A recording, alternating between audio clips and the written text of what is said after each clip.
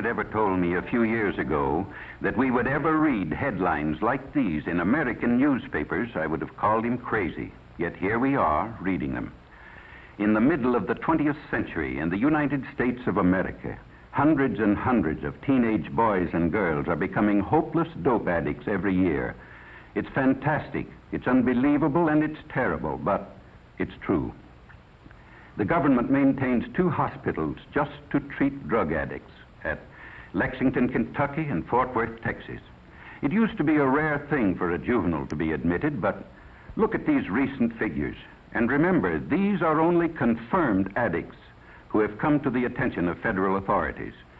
How many others are still only occasional users of marijuana or heroin, morphine, or in some cases sleeping pills? It's pretty hard to estimate. But there's one sure thing. Nobody is going to stay an occasional user very long. This is one game nobody beats. If you use narcotics, before long you'll have the habit, about the hardest in the world to break. And the dope addicts say, you're hooked. Well, how does one become hooked? The simplest way to answer that is to talk to someone who has had the experience. This is the home of Mr. and Mrs. Walter Howard. They just got their teenage daughter back after a 6-month nightmare that even Edgar Allan Poe couldn't have improved on.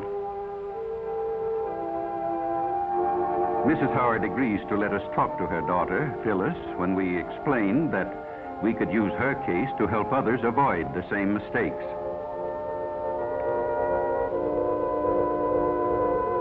This is Phyllis as she looked 6 months ago, a senior in high school, pretty as a picture.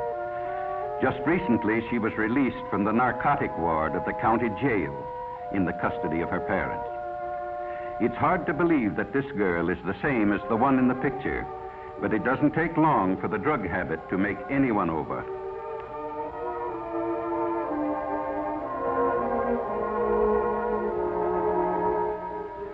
Phyllis wasn't anxious to talk about her experiences with dope, but she could see how her story might be used to help others, and she began to talk.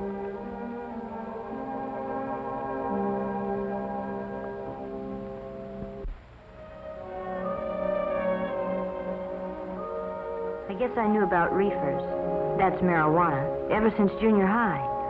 Some of the boys smoked them, the ones who couldn't get along, who were afraid of everything.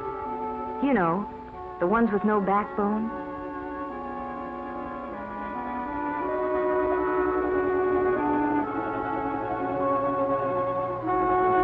In high school, my girlfriend Ann and I went around with Jim and Bob.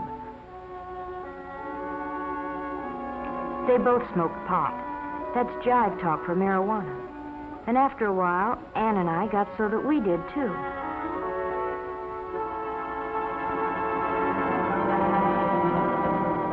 It's funny what it does to you. Everything speeds up to 100 miles an hour. You think you're real sharp, and you laugh a lot. You feel like you're the biggest person in the world.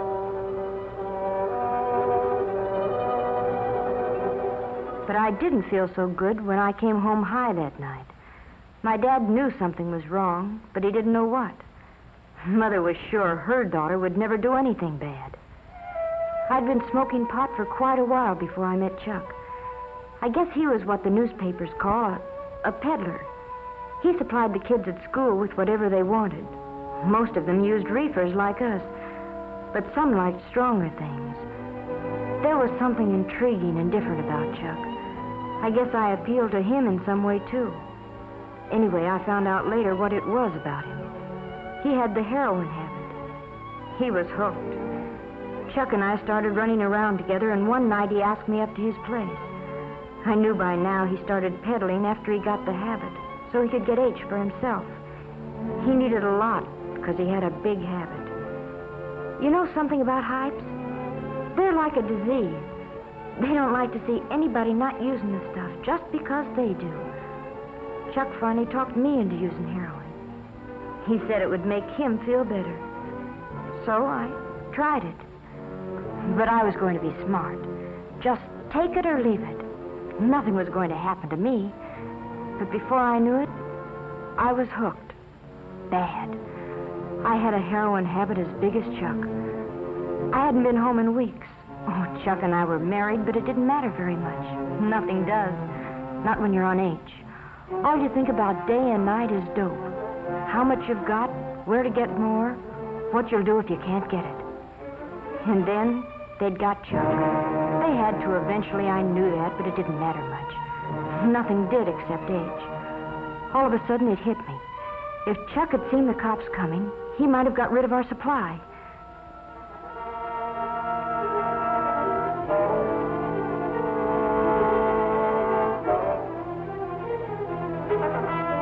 That's what happened.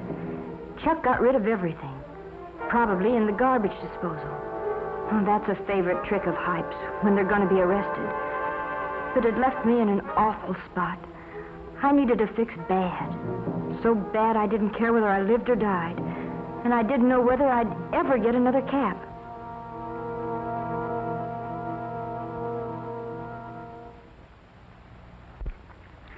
In the meantime, Phyllis's parents had nearly gone crazy. They hadn't seen or heard from their daughter in months.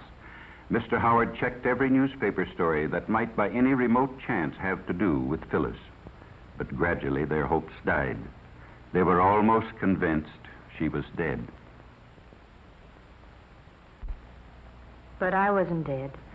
I tried once to kick off the habit, but I was too far gone. You know, the police say, find a heroin addict and you find a criminal, and that's just about it. If you're hooked bad, it costs about $30 a day for H. Boys get the money by stealing or swiping car parts, maybe by holdups. Girls take up street walking or do what I did, become peddlers themselves.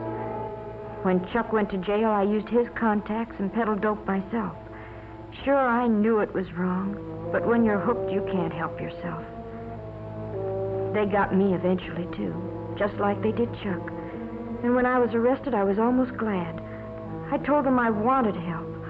I wanted to try and kick it off. Oh, it was horrible. 5 days, and I didn't care whether I lived or died. It feels like your skin is being torn right off you, and then you ache all over and get sick and you can't breathe. Your nose runs and you have a high fever, and then you pass out, but when you wake up, it starts all over again. 5 days. But I was lucky. I kicked it off, and I've never used dope since. Maybe what happened to me will keep it from happening to somebody else. Or I don't even want to talk about it. And all I hope is that someday I can forget it. Well, that's Phyllis's story. In the United States of America, 20th century. Unbelievable, isn't it, that such things can happen? Phyllis's case is typical. Most teenagers start off with marijuana. Then they decide to see if heroin has any kick. It does. Sometimes it only takes a few days to find out they can't leave it alone. In order to get money to buy it, they turn to crime. And that's the story. There are practically no happy endings when you fool with drugs. Doctors say restoring an addict to normal life is about the toughest thing in medicine. Well, what's the answer? Enforcement? Yes, that's one of them, certainly. In the Far East a few years back, they were lining up dope peddlers and shooting them in the back of the head. But it didn't stop addiction. It just made it harder for victims to get the stuff. No, the answer is a simple one. Just use your head.